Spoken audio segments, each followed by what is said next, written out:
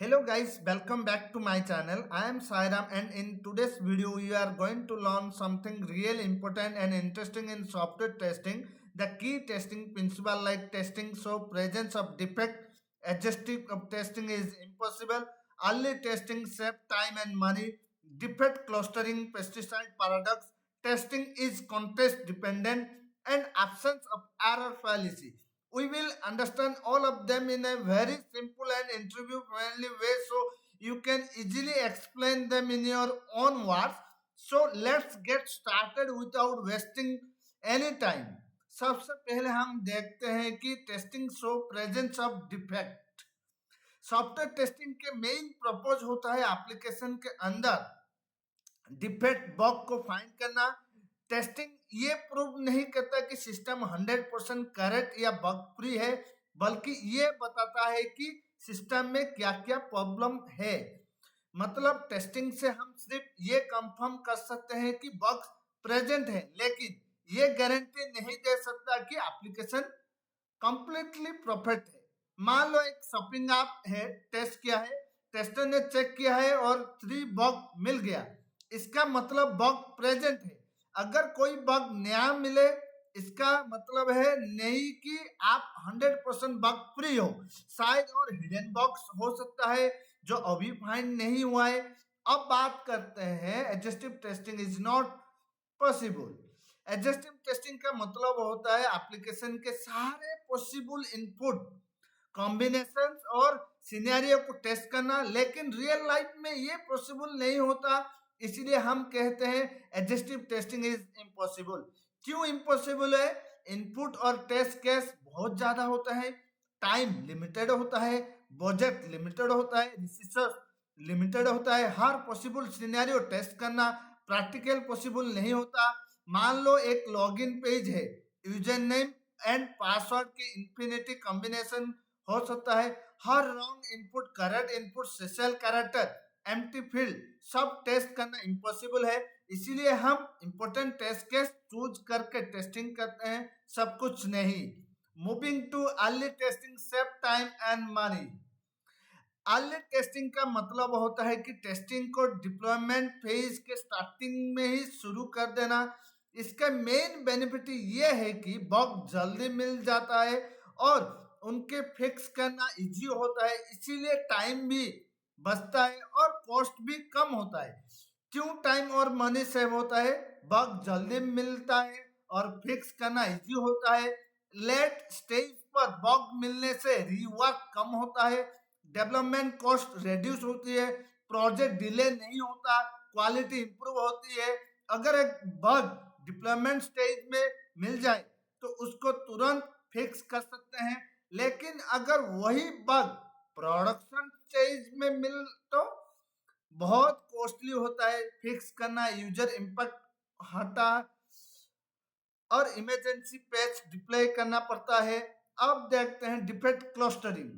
चलिए, defect clustering का मतलब होता है कि मैक्सिमम डिफेक्ट बग एप्लीकेशन के कुछ स्पेसिफिक मॉड्यूल्स या एरियाज में मिलता है। मतलब सारे बग्स इवनली डिस्ट्रीब्यूट नहीं होता, बल्कि कुछ ही पार्ट्स में ज्यादा बग्स होते हैं। बग्स यूजुअली एक ही जगह पे ज्यादा होते हैं, हर जगह इक्वल नहीं होता। Why it happens? Complex code areas, poorly developed modules, frequent changes in modules, less testing coverage in some parts, high risk functionality like payment login।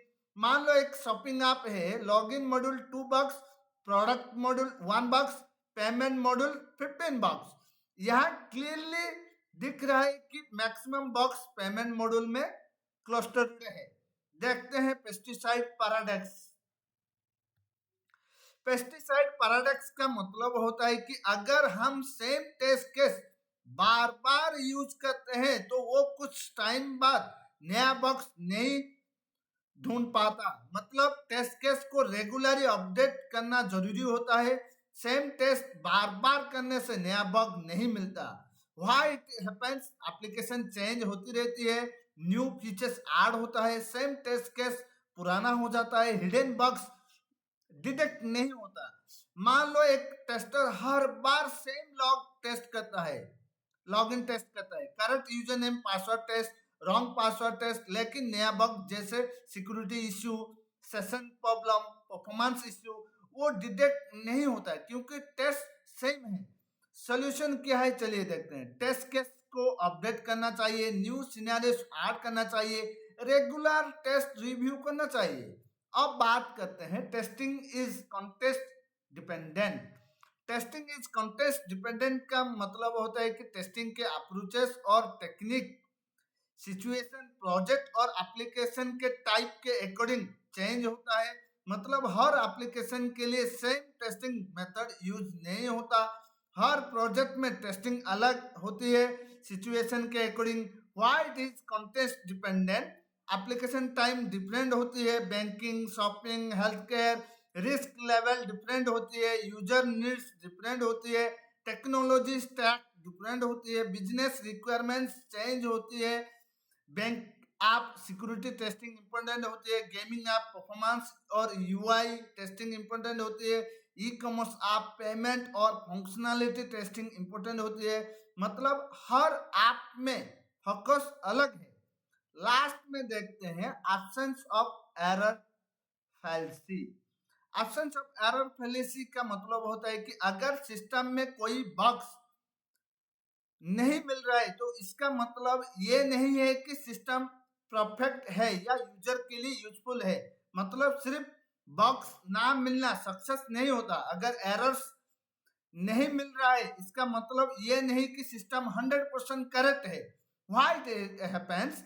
Test case incomplete हो सकता है, रिक्वायरमेंट गलत या अनक्लियर हो सकती है, यूजर एक्सपेक्टेशन डिफरेंट होती है, फंक्शनैलिटी सही हो लेकिन यूजेबिलिटी वीक हो सकता है। मान लो एक ऐप टेस्टिंग में कोई बग नहीं मिला लेकिन ऐप स्लो है, यूआई कंफ्यूजिंग है, यूजर्स यूज ही नहीं कर पा रहा, मतलब बग नहीं है बट प्रॉफिट स्टिल सक्सेसफुली नहीं है। That's all for today's videos. I hope you understood all the important software testing principles in a simple way. If you liked this video, don't forget to like, share and subscribe to the channel. We will meet in the next video. Thank you so much watching.